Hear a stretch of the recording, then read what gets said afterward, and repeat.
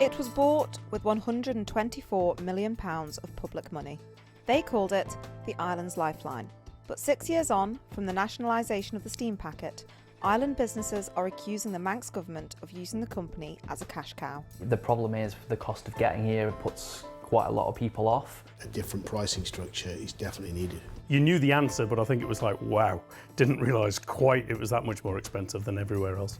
It is all about pricing. There is that sort of barrier that's still there through expensive travel. We don't want the prices to be the Achilles heel to a failure. Oh, this is far, far more expensive than I was expecting. I think that's a question for Isle of Man government, and I'm sure they'd be more than happy to answer it as well. In this Manx.news special report, we hear from tourism businesses who say the cost of travel to the island is turning people away. And we look at findings of an independent report that says the steam packet has the most expensive freight charges in the world. This is a state-owned monopoly that is costing a packet.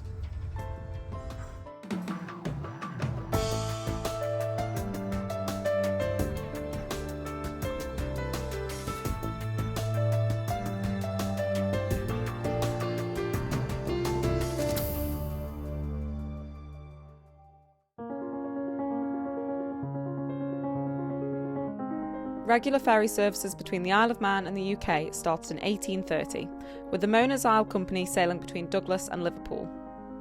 Its first ship cost £7,000 and established the regular link to the mainland for passengers and goods. The company changed its name to the Isle of Man Steam Packet Company, and by the turn of the 20th century, in addition to Liverpool, the company was sailing to ports in Cumbria, Scotland, Holyhead and Blackpool, as well as both Dublin and Belfast. The steam packet enjoyed a near monopoly through the heyday of tourism, but in 1978 the motorcycle star Jeff Duke sailed into port with his new venture, Manx Line. You want a super ship, a super trip, you want real luxury. You want a restaurant, 2 licensed bars and big screen TV.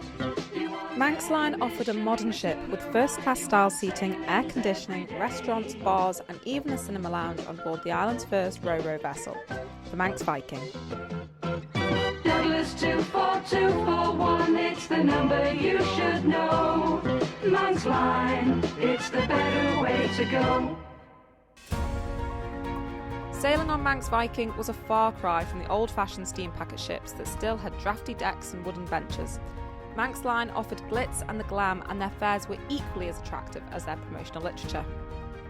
Manx Line was immediately popular, but at the time, when the UK economy was rock bottom, Manx Line struggled, and by 1981 was operating as part of Sealink, the shipping arm of British Rail.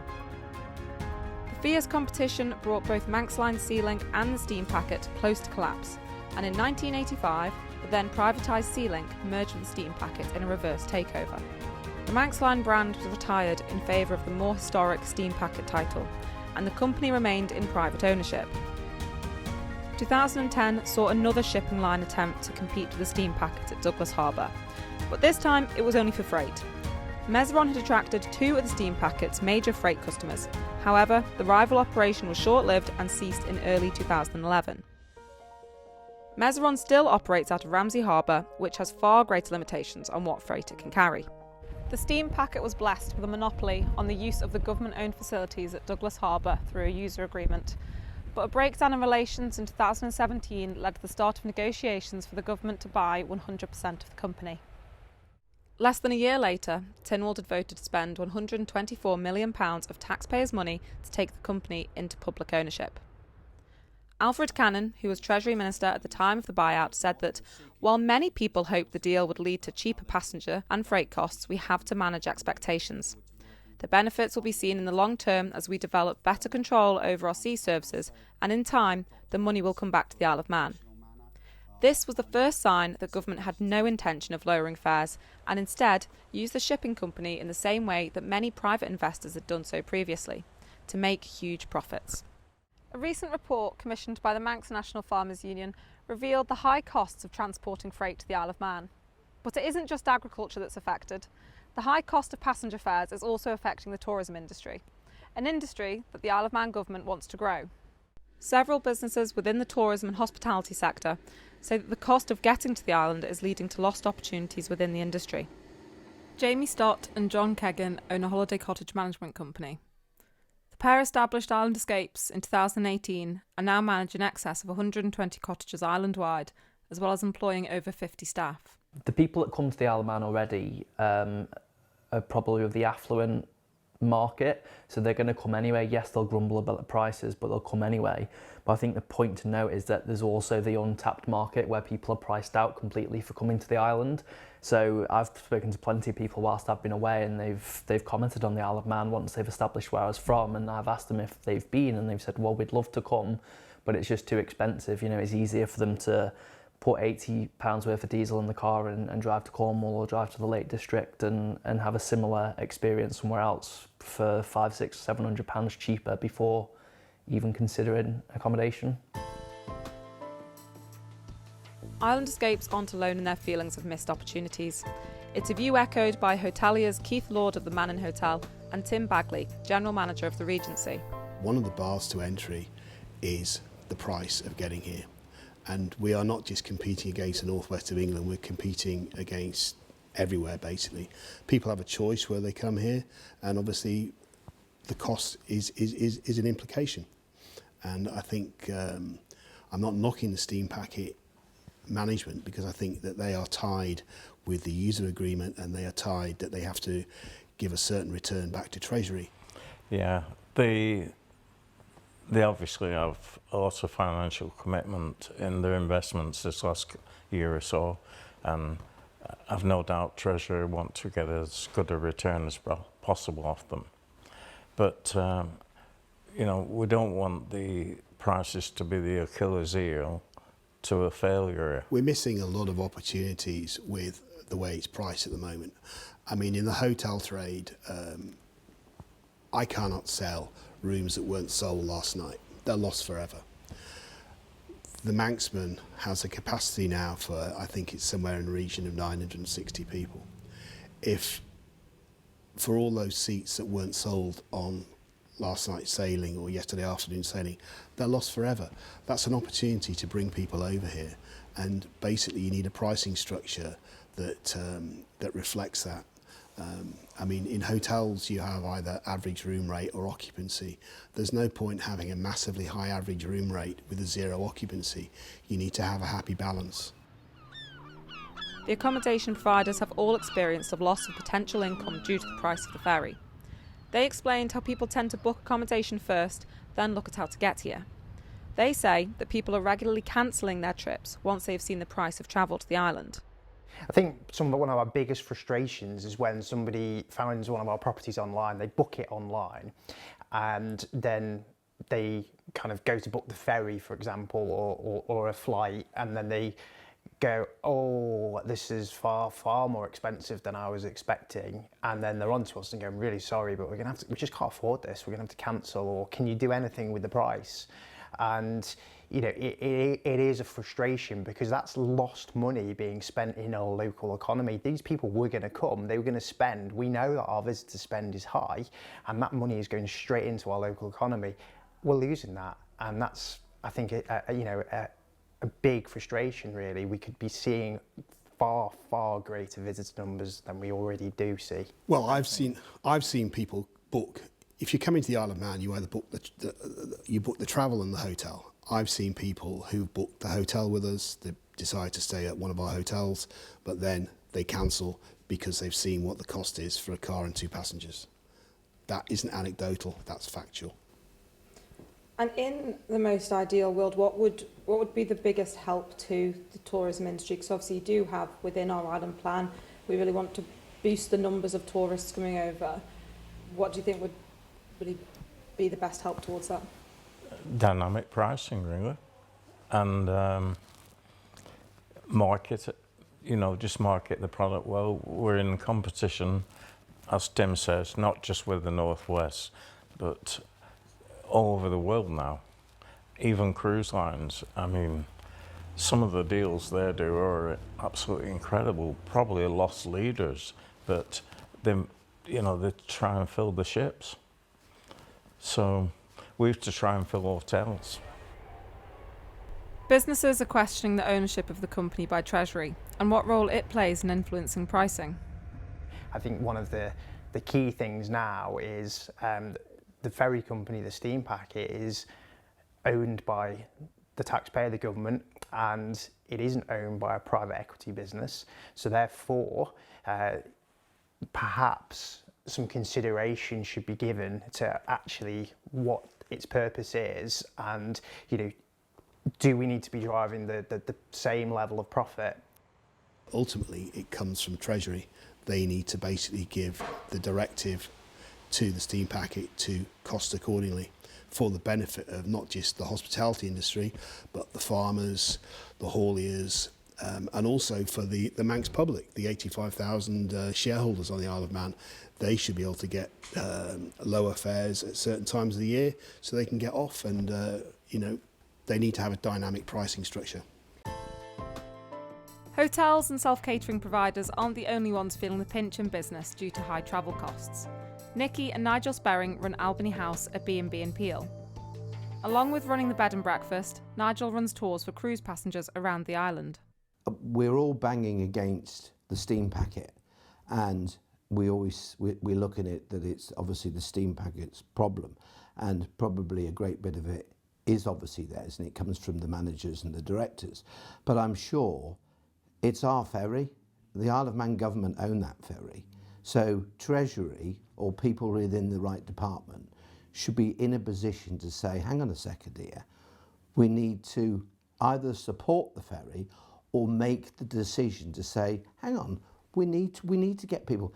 Alf Cannon's quite happy, and to be fair, I like Alf quite a lot, but to the degree where he can actually stand, and he's the one that's screaming and shouting and saying, tourism, we need to get tourism, we need to get the numbers up. Well, if you're going to employ somebody like Deborah Heather, let her get on and do her job and let her work with the steam packet, and let's reduce these prices, because it's never going to happen until that happens. And that, for us, as a hospitality provider, and as I say, it's our income, that's restricting us and many other people that are running their own business, and the private enterprise people. It's not just hotels and bed and breakfast, it's restaurants, it's bars, it's gift shops. We're all losing out from it. And on one hand, we see it every week now, and they're quite happy to advertise it. This restaurant's closed, that cafe's closed. Do they not sit back and think, hang on a second, why? Because we haven't got the people here to support it. We don't have passing trade, and to be fair to the local residents, they don't go out every day of the week.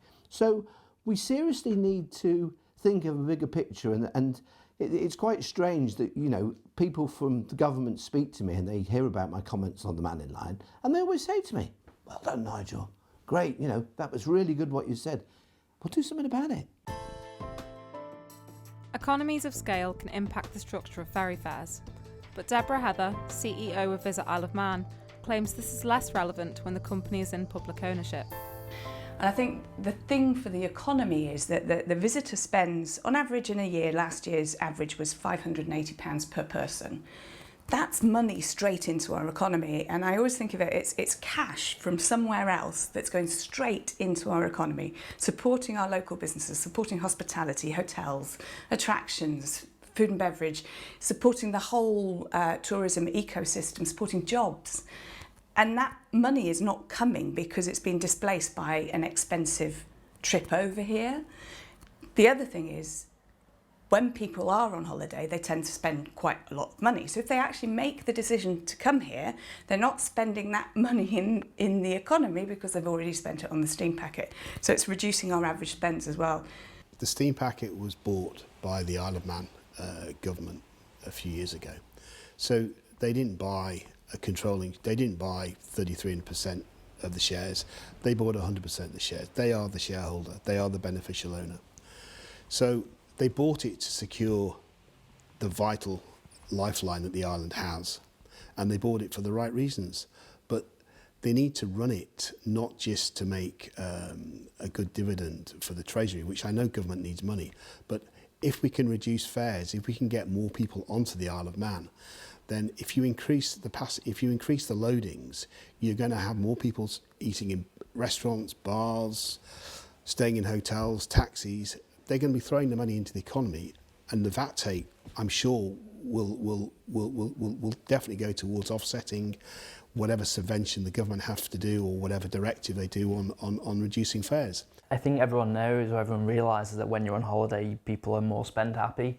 You know, if you're at home and you might eat out once every month, once every 2 months, or maybe more often, but when people are on holiday, they've saved up, they're coming on holiday, they're gonna have a good time, they'll eat out 2-3 nights a week, they'll spend in local cafes, restaurants, they'll go and see local attractions. So if we manage to for argument's sake, attract another 100,000 people to the Isle of Man throughout the year that all spent £500, which, you know, people are going to spend more than £500, I would argue, but if 100,000 extra people spent £500, that's then £50 million circulating around the local economy. As John said, it's local restaurants, cafes and other local businesses that are benefiting from that. Once we've got them here, it's the spend factor. I've spoken to Deborah Heather on many occasions, and I've been down to the south of England. I'm from the south of England. And I used to take all my holidays down in Devon and Cornwall. And when you get there, you spend every penny you've got when you're on holiday. And we're missing out on so much on the Isle of Man by not opening our floodgates and getting people over here. It's ridiculous. I love the Isle of Man. It's my home and it's been my family's home since 1615.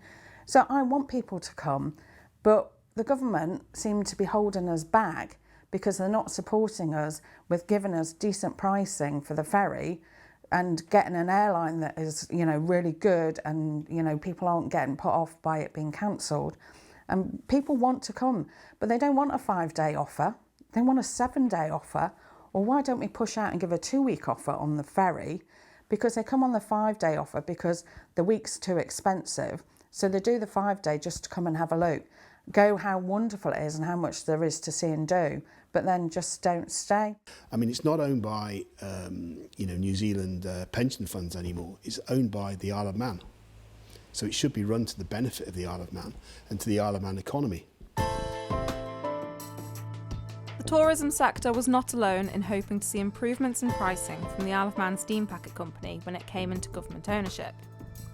Ian Parsons, president of the Manx National Farmers Union, also had high expectations of better freight charges when the company came into public ownership.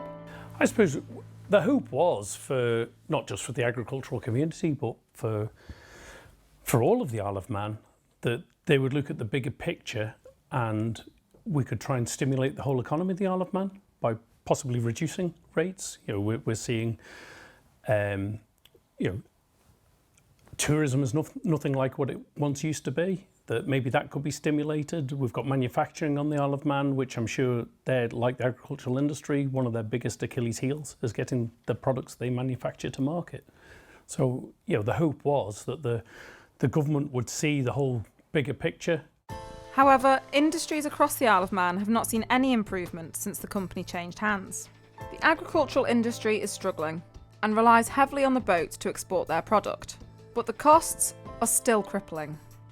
This prompted the Manx National Farmers Union to investigate the cost and fare structure of the Isle of Man Steam Packet Company and resulted in a report commissioned by Burney Consultancy.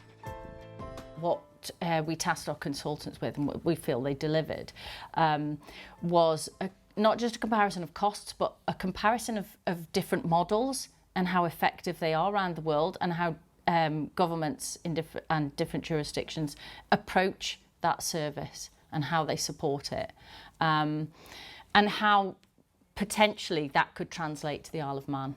I think we all expected it to be higher than other places. I think when it was down on paper and we actually saw it, we were quite shocked by how different it was, how far out it was in comparison to other countries and jurisdictions. You know, that was the most remarkable thing about the report, was that it was quite significant. And given the significant difference, did you challenge those figures with the consultants to make sure they had them absolutely right? Yeah, basically our consultants operated using standard fares. I don't think it would have been reasonable to expect them to operate under any other, any other facts and figures. So they based everything on standard fares for each ferry company.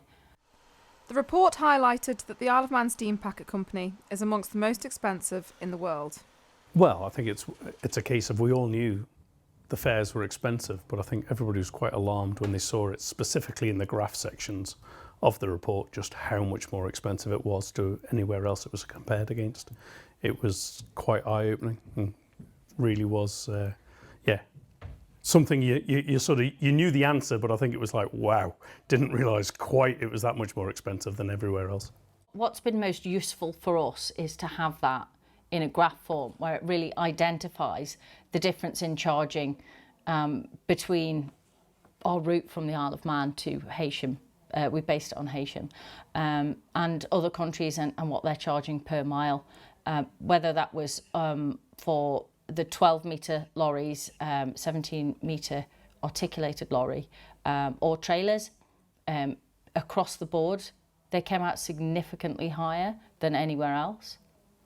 I think it is worth noting that the consultant did send all their figures to the steam packet company before publishing, and the steam packet didn't even respond to that. Isle of Man Steam Packet Company Managing Director Brian Thompson says he doesn't recognise the figures that are quoted within the report. So it wasn't a surprise because we did speak to the author of the report, myself and the freight manager, and we talked about the economies of scale and the challenges of running a ferry company to a small island with a small population. So really the only disappointment thing that came out of it was some of the figures used and quoted, which I've already said we don't really recognise those figures, and we have also contacted the author prior to that to correct those figures. We haven't heard back from them. So, which figures do you not recognise, and how do you I suppose not recognise them? Just the quoted figures that were from the steam packet, because what we had told them was all of our freight normally comes through the hauliers based on island, who get a volume-based discount. Where have you got your figures? Our figures are taken from the steam packet's own freight rates as published, and also further documents have been used in actual genuine invoices from the steam packet company of fares paid, and they're actually regular user discounted fares.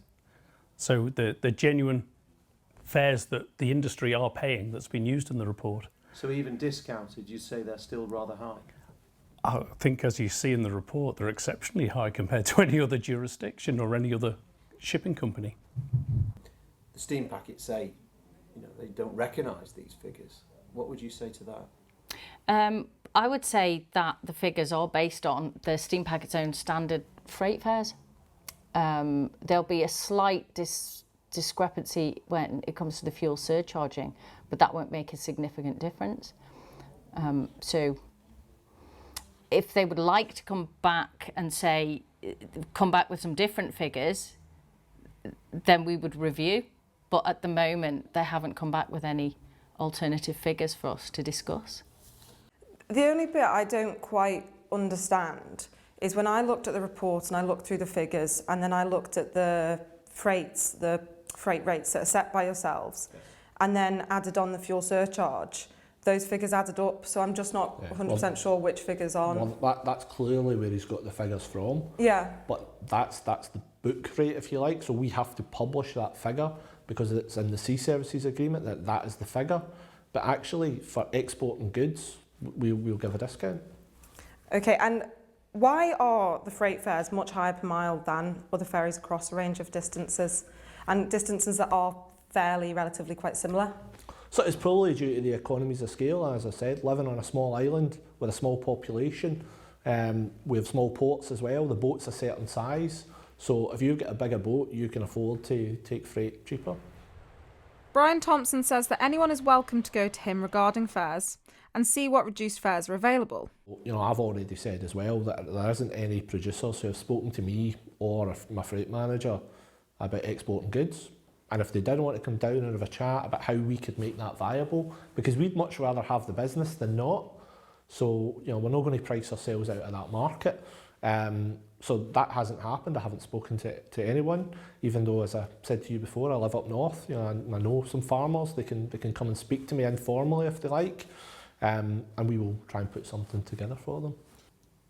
We did meet with them some time ago, and I know that certainly individuals that operate businesses on the Isle of Man for agriculture have approached the steam packet, attempting to get those discounted fares that are talked about, and I can't recall any of them saying they've actually been able to obtain those discounted fares.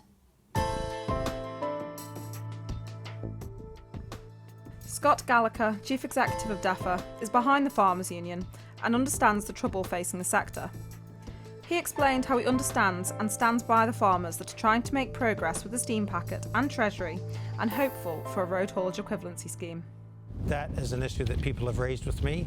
That is one of the key reasons why, when the union approached us to partly fund the report that they commissioned with Dr. Burney, that was just a no-brainer. We were going to support the union in doing this because, as I see it, whether it's road haulage equivalency or as looking at the steam packet, looking at tariffs, or looking at any other parts around access to market, the report that the union commissioned is a key part of the information and data source to allow us to make the best choices going forward.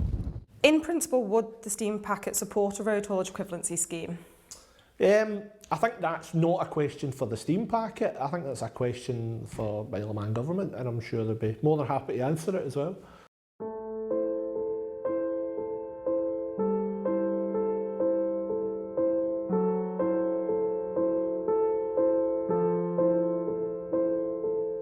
I think the industry really is getting to a stage where if we don't have viable access to other markets, we are getting to that stage where the industry's really, we've been in stagnation for a while, and I think we're in decline now.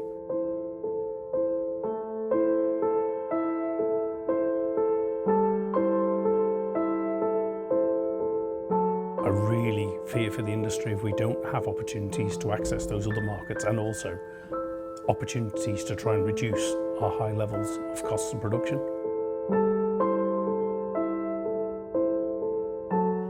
The more people we get here, the better. We have to be sustainable as much as we can 12 months of the year. We're never going to make huge amounts of money in this day and age. It's between November and April, but if we can reduce the losses to a manageable amount, we can have more throughput. No department will speak to each other. They're scared to talk to each other. And it starts from the top. It starts from Treasury down. And I think that Alison needs to start putting a cap on his head and start thinking of tourism, because we're going to lose it altogether if we're not careful.